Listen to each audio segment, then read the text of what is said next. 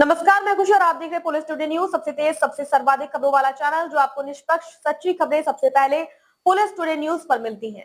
ऐसे ही latest update पाने के लिए हमारे चैनल को सब्सक्राइब करें, लाइक करें, बेल आइकन को प्रेस करना ना भूलें। अगर आप हमें फेसबुक, यूट्यूब, ट्विटर के माध्यम से देख रहे हैं तो हमारे चैनल को फॉलो करें, कमेंट करना ना भूलें। धन्यवाद।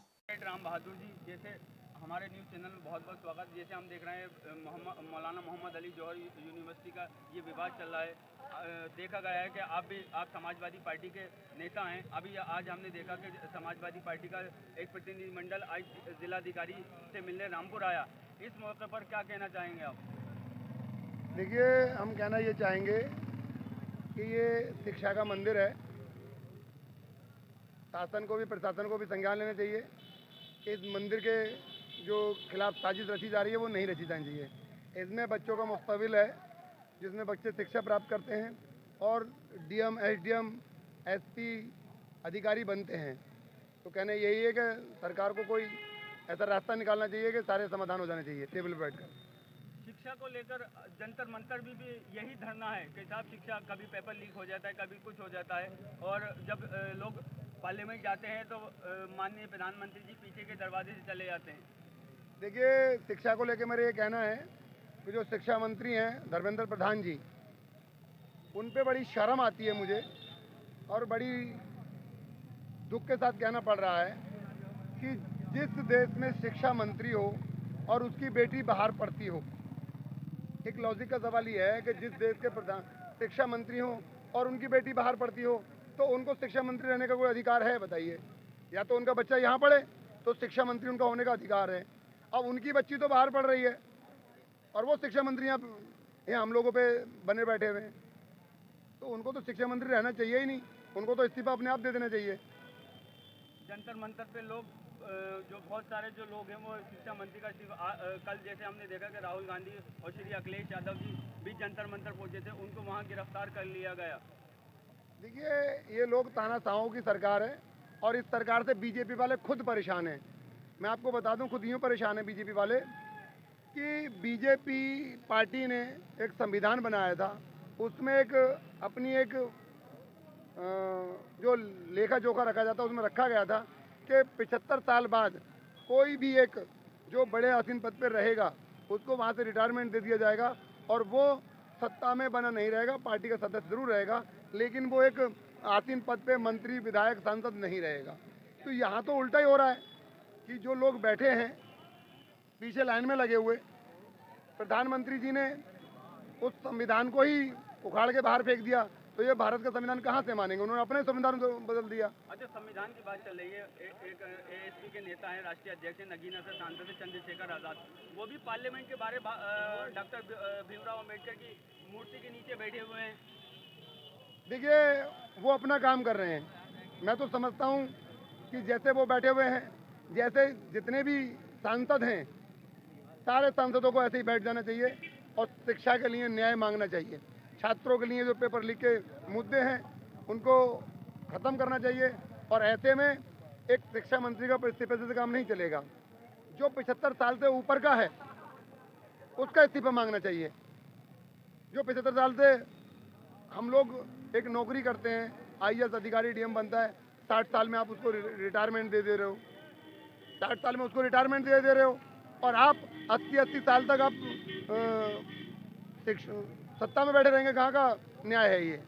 यूपी के आप ही लोग जो विपक्ष में हैं वो कहते हैं यूपी के ज़्यादातर स्कूल जो है वो बंद कर दिए गए। स्कूल बंद नहीं कर दिए गए।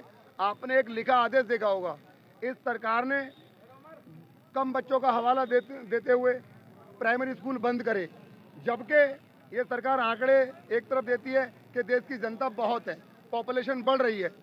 मतलब देश की जनता पॉपुलेशन बढ़ रही है तो वो जा कहाँ रही है? स्कूलों में जाने का नाम लेती है तो ये कह रहे हैं कि स्कूल में बच्चे कम है, इस आधार पे बच्चे बंद करे जा रहे हैं। ये आप देखिए, एक तरफ पॉपुलेशन बढ़ रही है, दूसरी तरफ आप कह रहे हैं कि बच्चे स्कूल में पूरे नहीं हो रहे हैं। तो भाई जो पॉपुलेशन जा कहाँ रही है?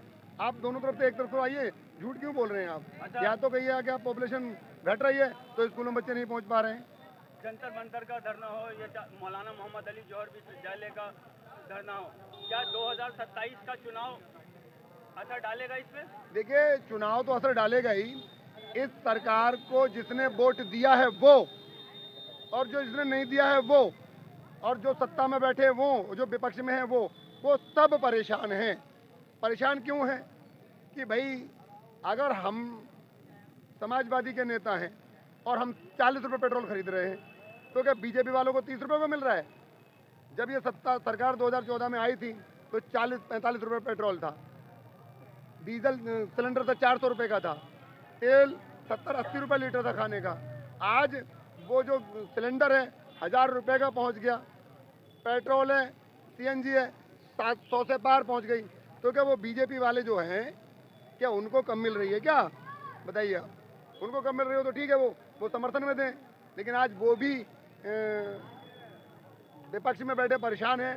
और जो शासन प्रशासन जो बीजेपी के लोग हैं वो खुद कान में कह रहे हैं कि भाई सत्ता को हटाओ, प्रधानमंत्री जी को हटाओ। अच्छा, एक सवाल और, आप 2027 की तैयारी कर रहे हैं। यहाँ की तहसील है शाहबाद, वहाँ से, और वहाँ पे देखा गया है कि वहाँ से जो पूर्व विधायक रह चुके हैं विजय सिंह जी, उनकी भी तैयारी है। तो क्या पार्टी एडवोकेट राम बहादुर पर भरोसा जताएगी? ये देखिए, वो पार्टी का भरोसा, ये मेरा विषय नहीं है, ये हाई कमान का बस है और ऊंचा विषय है, ये हमारे लेवल का विषय नहीं है। हम हैं कार्यकर्ता के तौर पे काम कर रहे हैं। एक अपना जो हमें काम दिया जाता है बूथ स्तर का, सेक्टर स्तर का और जिला स्तर का जो काम होता है, हम वो काम को करते हैं। बाकी भरोसा ना भरोसा करना, पार्टी किसको टिकट देगी क्या देगी, ये हमारा विषय नहीं है भाई। आप जो है यूनिवर्सिटी पे हैं, यहाँ पर धरना प्रदर्शन चल रहा है, क्या कहना चाहेंगी? मैं यही कहना चाहूँगी कि बहुत दिन हो गए डीएम सर को नोटिस दिए हुए, और ये जो यूनिवर्सिटी टूट रही है, ये चीज़ बहुत ज़्यादा गलत है। क्योंकि अगर ये यूनिवर्सिटी टूटेगी तो सिर्फ दीवारें ही नहीं टूटेंगी, हज़ारों बच्चों के सपने भी इसमें टूट जाएंगे। मैं एक चीज़ कहना चाहूँगी कि मैं डीएम सर से और प्रशासन से ये चीज़ कहना चाहूँगी कि इस यूनिवर्सिटी के अंदर 40 बिल्डिंग है और जिसमें से 2 का नक्शा पास है, बाकी 38 का नक्शा पास नहीं है। ठीक है, तो मैं उनसे ये कहना चाहूँगी, उनका ही कहना था कि 2 का नक्शा पास है, बाकी 38 का नक्शा पास नहीं है। तो मैं उनसे ये कहना चाहूँगी कि आप ही करा दीजिए, आप हमारा फ्यूचर बचा लिए। हम लोग अभी छोटे, हम लोग बात को नहीं समझते, वो लोग कितना ज़्यादा परेशान है। उन्होंने इतनी ज़्यादा मेहनत करी थी अपने एग्ज़ाम के लिए, इतनी सब चीज़ों के लिए, तो अब वो उनकी चूर चूर हो जाएगी और आगे चल के हमें भी इस यूनिवर्सिटी में पढ़ना है और हमारी मेहनत ख़राब होगी। तो मैं अपने ऑल क्लासमेट्स, मेरी फ्रेंड्स, मेरे सब लोग, मेरे दोस्त, आप लोग जो भी आप मेरी वीडियो देख रहे हैं, मैं सबसे ही कहना चाहूँगी कि आप लोग भी आइए, प्रोटेस्ट करिए ताकि यूनिवर्सिटी बच सके, क्योंकि हम लोगों का फ्यूचर भी है। ये जो लोग छात्र इतने ज़्यादा वो कर रहे हैं, इतना ज़्यादा प्रोटेस्ट कर रहे हैं, ये बैठे हुए बहुत दिन से ये लोग बैठे हुए हैं भूखे प्यासे इतनी गर्मी में, तो ये लोग हमारे लिए भी कर रहे हैं, क्योंकि हमें भी आगे चलकर ऐसी ही यूनिवर्सिटी में पढ़ना है।